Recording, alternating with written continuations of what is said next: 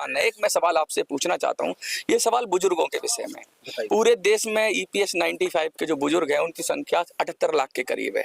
ये कौन लोग होते हैं जो गैर सरकारी क्षेत्रों में काम करते हैं और उनको जब सरकार से जो पेंशन मिलती है वो 700-800 रुपया मिलती है। पूरी जिंदगी उन्होंने पैसा जमा किया। उस विषय पे आपकी पार्टी का क्या स्टैंड है? क्या उनकी पेंशन बढ़नी चाहिए? क्योंकि लोकसभा में भी ज्यादातर लोगों ने बोला। इसमें अभी भारत सरकार ने काम किया है, जैसे मेरे फादर भी खुद गवर्नमेंट में ये कितनी मिलती है उनको? एनडीएमसी डिपार्टमेंट में उन्होंने अभी मेरे को दिखाया कि अब जब ये ओपीएस बंद हो चुका है, लेकिन हमें एक नया जो है ओल्ड पेंशन स्कीम की बात नहीं कर रहा मैं, ईपीएस 90। आप बताएंगे ईपीएस 95? मैं बताना चाहूंगा, देखिए अगर हम कंपैरिजन करें दूसरे देशों से, ठीक है, तो जैसे लंदन है, अमेरिका है, वहाँ पे जो बुजुर्ग नागरिक होते हैं उनको काफी अच्छा सम्मानित राशि दी जाती है ताकि वो अपना जीवन यापन कर सके। ऐसा दिल्ली में भी और पूरे हमारे देश में भी ऐसा लागू होना चाहिए। जब हमारी सरकार रहेगी तो हमारी पार्टी की तरफ से ये मांग रहेगा प्रधानमंत्री से। मतलब पूरी जनशक्ति पार्टी, हम एनडीए के समर्थक है, हम एनडीए के साथ अलायंस है हमारी पार्टी का। हम लोग ये आवाज उठाएंगे। साथ ही साथ मैं आपको ये बताना चाहूंगा, दिल्ली में हमारा संगठन बहुत मजबूत हो चुका है। आज हम दिल्ली में तीसरे नंबर की सबसे बड़ी पार्टी बन के उभरे हैं, लोक जनशक्ति पार्टी। लोग आने वाले समय में कांग्रेस का टिकट नहीं मांगेंगे, लोक जनशक्ति पार्टी का टिकट मांगेंगे। और पूरे के पूरे विधानसभा में 2025 में हम लोग चुनाव लड़ने का काम करेंगे। सबसे पहले तो मैं आपसे बताना चाहूंगा, ठीक है, हम एनडीए से मांग करेंगे कि हमें ज्यादा से ज्यादा सीटें दी जाए, ठीक है। जितनी सीटें हमें बीजेपी से मिलेगी उस सीट पे हम भी मजबूती से दिल्ली में हम लोग लड़ेंगे। गठबंधन में ही लड़ेंगे कि सेपरेट लड़ेंगे? गठबंधन में लड़ेंगे और सरकार बनाएंगे दिल्ली में बहुत मजबूती के साथ बीजेपी के साथ, ये मैं आपको वादा करता हूँ। अच्छा, एक चीज में, जैसे दिल्ली के अंदर जो वृद्धा पेंशन है जिसमें कोई कंट्रीब्यूशन नहीं जाता वो भी 2500 है। हरियाणा के अंदर 3000 है। लेकिन जिन लोगों ने 30-30 साल अपना पैसा जमा किया ईपीएफओ में उनको 700-750 रुपए सिलेंडर भी नहीं आता। तो ये क्या ठीक है? क्या सरकार ये गलत है? अगर दिल्ली में हमारी सरकार बनेगी, पूरे देश की सरकार बनेगी और इंडिया में अगर हमारी एनडीए की इस बार फिर से सरकार बनेगी, जो कि बनना तय है, हम 400 पार मोदी जी का ये नारा है, उसको हम सब मिलकर के पूरा करेंगे। और जैसे ही ये सरकार बनती है तो सरकार से हमारी ये मांग होगी, स्पेशली हमारे एनडीए गवर्नमेंट से, मोदी जी से मांग होगी कि ये लागू करे देश में और सारे लोगों को अच्छा सम्मानित राशि दिया जाए। तो मुकेश जी, क्या आप ये कहना चाहेंगे कि बुजुर्गों के सम्मान में एलजेपी मैदान में? देखिए, हम लोग हमेशा से उस व्यक्ति के लिए खड़ा है। हमारी पार्टी का एक सोच है कि जो दलित वर्ग के लोग हैं, शोषित वर्ग के लोग हैं, उनकी आवाज बने और ये काम हम लोग करेंगे। हमारे राष्ट्रीय नेता बिल्कुल करेंगे। राष्ट्रीय नेता स्वर्गीय रामविलास पासवान जी कहते थे, मैं उस घर में दिया जलाने चला हूँ जिस घर में सदियों से अंधेरा।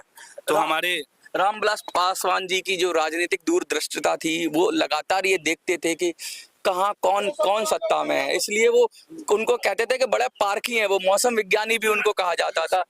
तो क्या लग रहा है कि इस तरह से सर, जो एलजेपी जिस तरीके से अब प्रदर्शन कर रही है और लगातार केजरीवाल के खिलाफ बातें हो रही हैं, अभी काफी आपकी जो टीम थी उन्होंने बात की, क्या लग रहा है एलजेपी अब अपनी धाक दिल्ली में जमाएगी? सबसे पहले तो मैं आपको एक चीज बता दूं कि केजरीवाल के जितने भी नेता हैं, जितने भी मंत्री हैं, सारे दागी हैं। उसका आप लोगों के सामने है, बिल्कुल है। सत्येंद्र जैन, मनीष सिसोदिया जी और आपके संजय सिंह जी, आरसी जी हैं, अपने आतिशी जी हैं, सौरभ भारद्वाज हैं, कैलाश गहलोत है। वैसे एक बात मजे की बात है कि ज्यादातर लोगों के नाम भी नहीं पता, नेता बन गए। मतलब सुन लीजिए ना, सबसे बड़ी बात क्या है, नाम पता सबको। देखिए क्या है, ये बहरूपिया है। बहरूपिया को कौन जानता है? ये तो आए थे दिल्ली में, बोला आशा बनाया है। सुन लीजिए, दिल्ली में इन्होंने देखिए सीधे मैं अच्छा काम करूंगा, विकास करूंगा, खंबा पर चढ़ जाता था, दिखाता था लोगों को कि मैं अन्ना। देखिए सबसे मेन क्या है कि अन्ना जी के आंदोलन से ये अपना लोकपाल भी लाएंगे, ठीक है, उसको तुरंत इस्तीफा देना। और दूसरा, सबसे पहले तो एक चीज और समझ लें, अन्ना जी के खरम उठा के राजनीतिक में आया और ये तीनों बहरूपिया, योगेंद्र जी, प्रशांत भूषण जी और केजरीवाल जी, कुमार विश्वास तो बाद में आए। सुन लीजिए ना, 3 लोग थे और 3 लोगों में से आपस में एकता नहीं हो पाया, तो आप समझ लीजिए तीन तिगाड़ा काम बिगाड़ा तो नहीं है कहीं? हाँ, ऐसा ही है, हाँ। ऐसा ही हुआ है, 3 तिगाड़ा ही हुआ है। और आपने देख लीजिए प्रशांत भूषण हो, चाहे वो योगेंद्र यादव जी हो, सबको उठा के उन्होंने फेंक दिया। उसके बाद विश्वास जी को देख लीजिए आप, उठा के दरकिनार कर दिया। सिर्फ ये अपनी पॉलिसी देखा, अपने लोगों को देखा, जो इनके मन में भाते थे उनको अपने साथ रखा, चाहे वो कोई भी हो, हम नाम नहीं ले रहे हैं। एक तो इन्होंने कहा कि मैं दिल्ली में स्वास्थ्य की व्यवस्था अच्छा दूंगा, स्कूल की व्यवस्था अच्छा दूंगा। इन्होंने क्या दिया? लोगों को सिर्फ ठगा। इन्होंने कहा कि मैं स्कूल की जो है नया बिल्डिंग बनाऊंगा, नया ये करूंगा, लेकिन आज तक एक ईंट भी नहीं लगा। आज देख लीजिए परिस्थिति दिल्ली के सामने है, आप सबके सामने है, मीडिया को सब पता है। पानी हो, चाहे बिजली हो, चाहे कोई भी हो, खरंजा हो, नाली हो, देख लीजिए बद से बदतर हालत है। पूरी तैयारी लग रही है आपकी दिल्ली चुनाव की, मुझे लग रहा है। नहीं, सबसे बड़ी तैयारी नहीं, देखिए हम लोग रामविलास पासवान जी के सिपाही हैं और हम लोग उनके पदचिन्हों पर चल रहे हैं। और रामविलास पासवान का कहा करते थे कि राष्ट्रपति का बेटा हो चाहे चपरासी की हो संतान, सबकी शिक्षा एक समान, वो कहा करते थे। और दूसरा एक कहावत आपने सुना होगा, आज चरितार्थ है कि लोक जनशक्ति पार्टी रामविलास ने आज पार्टी तोड़ने का भी लोगों ने काम किया, सब कुछ किया। उसके बाद भी देख लीजिए जीता जागता, कहते हैं कि जमीन में मिलाने की कोशिश की, लेकिन फिर से उभर के आ गया। नहीं, जीता जागता आपके साथ सुनिए, जीता जागता है। आज हमारे जितने पदाधिकारी हैं उनके सहयोग से आज चिराग जी अपने मुकाम तक पहुंचे और लोकसभा में मुझे 5 वो सीट। तो कहते हैं मोदी जी के हनुमान है वो। नहीं, देखिए ये सब तो कहने की बात होती है। और दूसरा वाली बात रही हो तो बिल्कुल है, और साबित किया है, उसने दिखाया है, देखा है बिल्कुल। और मोदी जी ने भी उनको रिवार्ड किया इस वजह से। बिल्कुल बिल्कुल, उसका रिस्पेक्ट भी मिला है इनको, चिराग जी को, और सारे नेता देखा है। अब क्या कहेंगे, असली पार्टी जो है वो चिराग जी के पास ही है, मतलब बिल्कुल है, हमारी पार्टी के पास है। ये संदेश चला गया सारे जी के साथ में है, पूरे सच्चाई तो हमेशा जीत हुआ है। सुन लीजिए, एक मिनट। सबसे पहली बात, रामविलास पासवान जी का उत्तराधिकारी चिराग पासवान जी है, और चिराग पासवान जी ही उनका उत्तराधिकारी है, वही पार्टी के नेता हैं, वही हम लोग के राष्ट्रीय अध्यक्ष हैं। और हम लोग चट्टान की तरह खड़े हैं उनके साथ, चाहे कुछ भी हो जाए हम लोग चिराग जी के साथ हैं, चिराग जी के साथ रहेंगे। चिराग जी के लिए चाहे हम लोगों को कोई कुर्बानी देना पड़े, वो कम है। हम तो चाहते हैं चिराग जी जहां भी जाए, चिराग जी जहां भी जाए अपना उजाला ऐसे ही बिखेरते रहे। आज पूरे इंडिया में युवा का नेता कौन है? चिराग पासवान।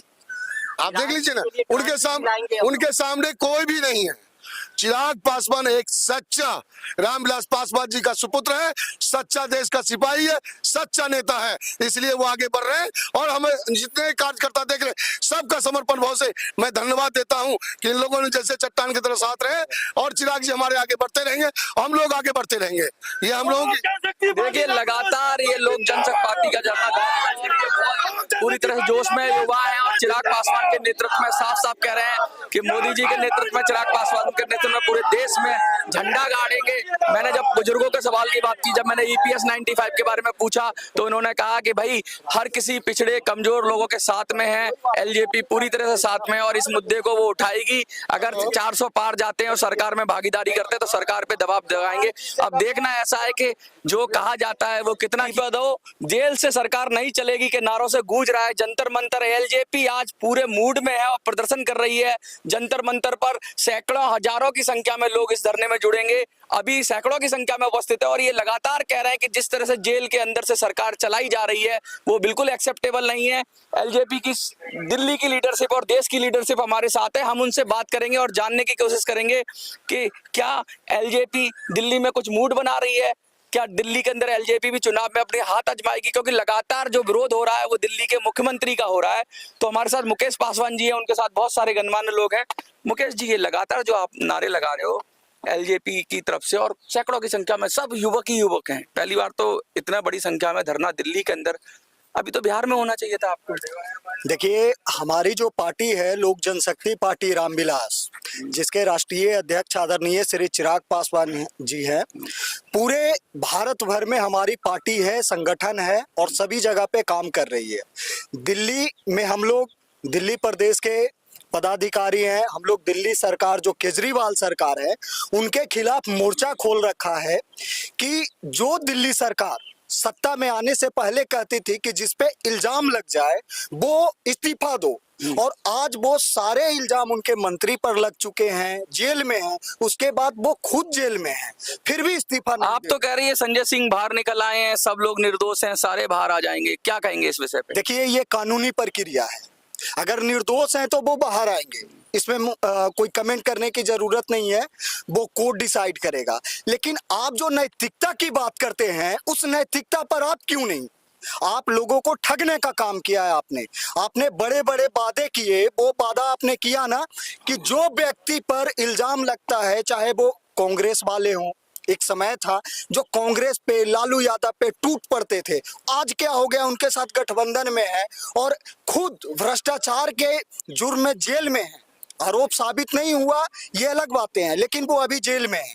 उनको तो नैतिकता के आधार पे दे देना चाहिए था, इस्तीफा देना चाहिए था। सबके इस्तीफे उन्होंने मांग ही रखे थे पहले। हाँ, और भी सारे जितने भी उनके मंत्री थे, उनका इस्तीफा तो उन्होंने लिया, फिर अपना इस्तीफा क्यों नहीं? केजरीवाल जी कह रहे हैं कि हमें चुनाव के टाइम में डाइल्यूट करके हमें रोका जा रहा है, हमें प्रचार करने से रोका जा रहा है, मोदी जी डर गए हैं, क्या कहेंगे? देखिए, मोदी जी भी नहीं डरे हैं और ना हम कह रहे हैं कि केजरीवाल जी को रोक रहे हैं। ये कानूनी प्रक्रिया है, कानूनी प्रक्रिया से बड़ा कोई प्रक्रिया तो नहीं होती है, वो कोर्ट डिसाइड करेगा। आप अगर लिप्त नहीं है तो आप डर क्यों रहे? आप इस्तीफा क्यों नहीं दे रहे? आप इस्तीफा दीजिए। वो ये कह रहे हैं कि पार्टी तोड़ने की साजिश है, इस्तीफा दे देंगे तो पार्टी टूट जाएगी और कई लोग इधर चले जाएंगे, उधर चले जाएंगे। तो फिर आप पहले क्यों नहीं सोचा, जब आप छोटे छोटे जब आप स्टार्टिंग किए थे अपने पार्टी को, उस समय आप क्यों बोलते थे कि छोटा सा भी इल्जाम अगर किसी पे लग जाए तो उसको इस्तीफा दे देना? नैतिकता क्या? नैतिकता क्या? तो आज आपकी नैतिकता कहाँ गई है? अच्छा, एलजेपी के बारे में पूछता हूँ। अभी तो आपका मोरल काफी बूस्ट होगा, हाई होगा, क्योंकि बहुत ज्यादा सीटें गठबंधन में आपको मिली। क्या लगता है कि बिहार की क्या स्थिति है इस समय, जो आप 5 सीटों पर लगभग आप लोगों ने प्रत्याशी भी घोषित कर दिए हैं? देखिए, कैसा माहौल है? हम लोग का माहौल बिल्कुल क्लियर है, एनडीए की सरकार बन रही है, 400 पार जाएगी? बिल्कुल 400 हाँ जी। पार जाएगी। 40 के 40 सीट हम बिहार से जीतने जा रहे हैं। बिहार को तो भूल जाइए। तो हम लोग जीत ही रही है 5 सीट के साथ 40 सीट साथ के बिहार में 40 के 40 टुकड़ा साफ कर देंगे। सीटें एनडीए मोदी जी तीसरी बार 400 के पार, हाँ। उस पे कोई इशू नहीं है। No if no but. विपक्ष बिहार को भूल जाए। बिहार में 40 के 40 सीट एनडीए को लेने जा रहे हैं, इसमें कोई डाउट नहीं है। अच्छा, एक सवाल मैं एलजेपी, जैसे आप तो एक एलजेपी के अच्छे पद पर हैं, सारी लोग गण्यमान्य